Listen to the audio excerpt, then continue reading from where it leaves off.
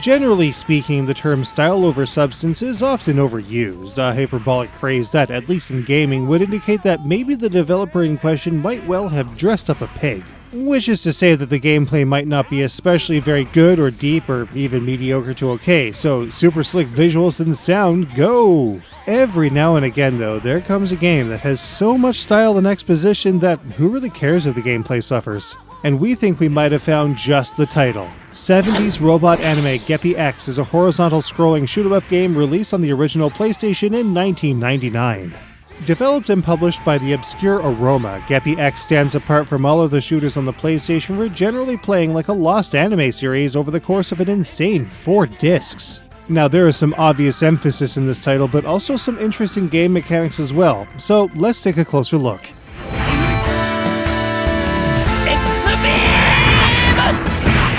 We'll get to the flashy stuff soon enough, but let's take a look at Geppy-X's controls. For this review, we'll be taking a look at Geppy-X as played with a standard DualShock gamepad for the original PlayStation. Players control the titular Geppy-X by way of the D-pad.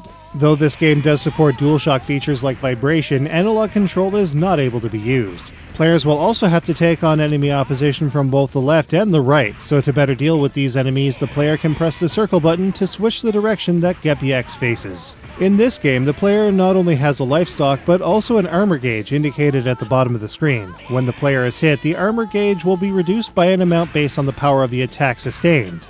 Collisions with enemies and bosses will also reduce this armor by a significant amount. However, players can recover their armor with life pickups indicated with a heart. Both small and large life pickups exist. Geppy-X can be changed into 3 different forms, which are piloted by the different characters in the game. X1 is piloted by Keiichi, X2 by Hitoshi, and X3 by Riki. Each form has unique weaponry and speed characteristics, which allows players to more easily adapt to various situations and enemies throughout the game. X1 is well balanced, X2 has more drawn-out fire but faster speed, and X3 is super powerful but very slow. Players can cycle through these forms with the L1 or R1 buttons. Geppy-X's main weapons are fired with the square button. Tapping this button allows players to continuously fire the main weapon, which helps in taking out most of the smaller enemies as the game progresses. Geppy's sub-weapon is fired with the cross button. This sub-weapon is often much slower to fire, but is usually pretty powerful. The sub-weapon can be used to inflict a lot of damage, especially on bosses. Pickups can be collected for both the main weapon, with an M, or the sub-weapon, with an S, to build each's power by 1 additional level to a maximum level of 4. There are also pickups that can increase both the main and sub-weapon to full power as well. These weapon levels are displayed at the bottom of the screen. But care should definitely be taken. Weapon power will be lost if Geppy loses a life or if the player continues from game over. Both of these weapons in all 3 forms can also be charged up to really dish some damage, especially against larger enemies and bosses. The catch is, if the player is hit, which is all too often very possible with Geppy-X's large sprite and vague hitbox, the player's charge will be lost and they'll need to charge again. However, even when the charged attack is fired, the attack will suddenly cease if the player is hit. This is perhaps the worst part of Geppy-X, especially since later stages get really crowded with both enemies and their fire. Finally, in the center of the player readout on the bottom of the screen is the X power gauge. This power gauge fills rapidly when hit and slowly as enemies are defeated. When it's full, a huge bomber-style super attack can be triggered with the triangle button. Once again, each form that Geppy-X is in will have a unique super attack. Along the way, Geppy-X will also get an upgrade that changes not only how it looks, but also the weapons available in all 3 forms. Known as Geppy-X, this new form will certainly keep players on their toes, since the new weapon loadouts and their charged attacks are significantly different from regular old Geppy-X. Along the way, players can even find pickups that will summon a helper robot. A small handful of these additional bots exist, which fall in line with a number of classic 70s super robot tropes, just as Geppy-X does. They can sometimes drop power-ups for the player to collect, such as main or sub-weapon power or life. Geppy-X takes place over the course of 8 multi-part stages, each with 2 main bosses. Though this could easily be done on a single disc, the huge amount of exposition and branching storylines not only draws out the overall playtime, but also the replayability of what would typically be a linear game, given its features. There are even a number of extra modes that allow the player to take on the game with various other robots that appear, like Rokoyon Shikirobo, among others. And it's all mostly solid. Of course, there are some pretty big issues with the game's actual mechanics. Switching directions or forms takes a bit of time, and it can't be done as quickly as we'd like. Additionally, if an attack is in progress, Neither the direction nor Geppy's form can be changed. Especially with some bosses, this feels pretty obtuse. And once again, Geppy's hitbox isn't well defined at all. A lot of guesswork is going to be needed to figure out and gauge how to get through even normal bullet salvos without getting hit.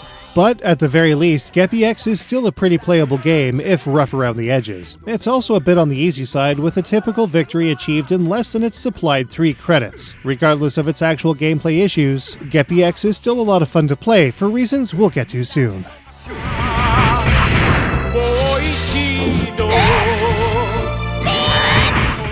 Geppy-X actually has nothing in the way of any scoring system outside of enemy and boss destruction. As is typically the case, if the player uses a credit, their scores will be reset. A basic ranking table will allow players to enter their initials and save their exploits to a memory card. As a quick aside, these ranks are pretty awesome.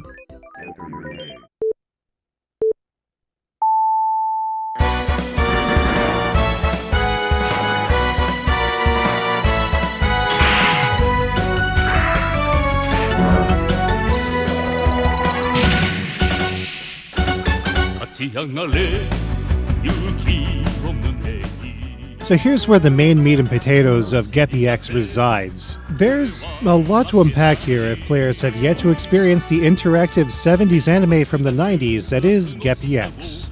It really does play just like a lost anime. Each stage is broken up into a series of segments, an intro animation, which is even traditionally animated, character story exposition, the first part of the stage, a commercial break, the second half of the stage, the ending staff roll, and a teaser for the next episode, which often includes hilarious bits that don't actually happen in the episode proper. Meanwhile, a lot of the exposition between these impressive sequences is sprite-based with only limited animation for characters speaking, with added traditional sequences for Geppy-X's awesome transformations. Static images for each episode's title are tastefully produced in a way that really makes us want that kind of stuff on a poster. However, Geppy-X's in-game visuals are less impressive on the whole, yet still very detailed with some cool attack visuals. Enemies are clear and fairly well animated with nifty background visuals despite their sometimes muddy or blurry production. And while most of the game is 2D, bosses and many of Geppy-X's super attacks are modeled with 3D visuals to give them extra pop. Boss kills are even cooler, with special fully animated final attacks based on what form Geppy-X is in when the boss is felled. Most will show the boss looking at the camera in surprise, but some of these events are sometimes uniquely animated. Of course, alongside all of this great animation is a fair bit of pre-rendered stuff as well, but somehow it still manages to work. In short, the visual presentation alone is a huge part of what makes Geppy-X a special game, and it's no small wonder. The character and mechanical design was heavily inspired by the likes of Go Nagai's Mazinger, Ken Ishikawa's Getter-Robo, and many more. Each of Geppy's forms are derived from some kind of 70s super robot. Geppy-X's sound is the stuff of legends though, literally. Isasa Sasaki, Kageyama Hironobu, and especially Akira Kushida lend their signature voices for Geppy-X's soundtrack. Prominently featured in every stage's intro, BGM, and ending credits with the kind of sound that elevates each piece to God tier.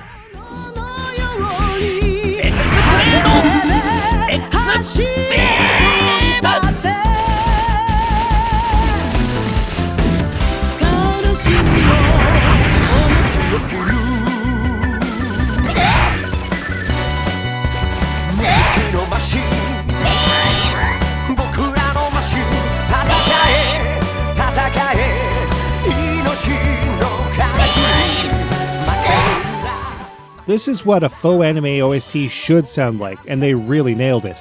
Geppy-X's sound effects are also serviceable, with voice work on par with anything you'd expect out of the kinds of anime that it parodies. The cast belts out every attack with guts, and final attacks are often so over the top we just can't help but grin ear to ear. There are even extra story arcs depending on specific factors when playing through the game. This will lead to one of 3 female characters joining the Geppy team. This is where the presentation aspect elevates the game, as every character combination has fully animated voice and produced segments, furthering the need for 4 CD-ROMs despite fewer episodes being on the latter 2 discs than the first 2. Other features include the alternate game modes as mentioned before, and a full unlockable compendium of every enemy, machine, character, and even special animated attacks as they are defeated or discovered through regular gameplay. There's just one major catch to it all. The language barrier is pretty high when it comes to the story and exposition, so a translation guide, translation software, or just learning yourself some Japanese might have to be done to get the most out of this game. Rounding out the presentation is a clean interface and simple to navigate menus, most of which are in English. So, how does Geppy-X stack up? Let's take a look.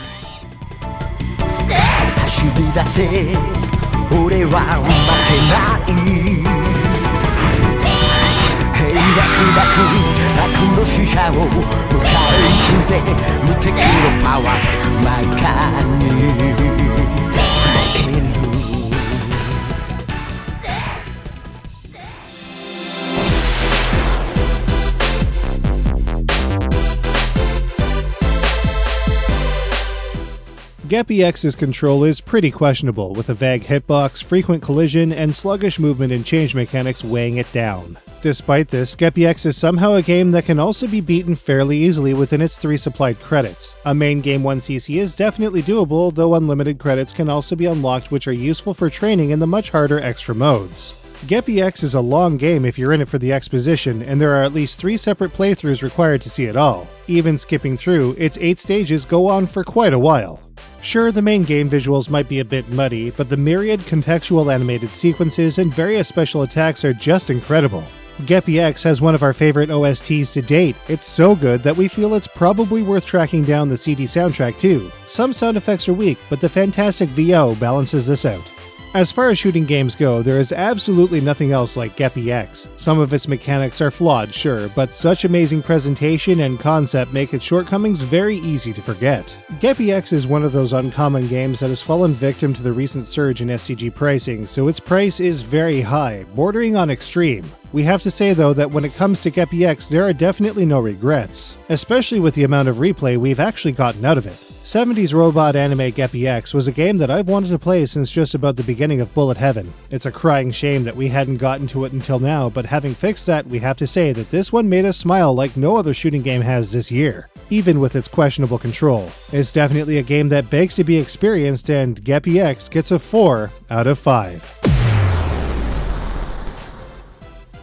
Geppy-X can be had at auction fairly easily, but the going rates definitely aren't cheap. Being a multi-disc game, players should also be wary of damage on 1 or more discs, though a PS2 should be able to peer past even moderate scratches. Now I know some of you out there are wondering where the next episode of SGG Chronicles is, and it's on the way. This month has actually been really tight for time due to a new position at the day job and scheduling snafus. We're going to try to get that Cactus review out soon too, and maybe a rapid-fire follow-up to a bunch of Switch version re-releases to a number of games we've taken a look at. Until then, see you in the next episode.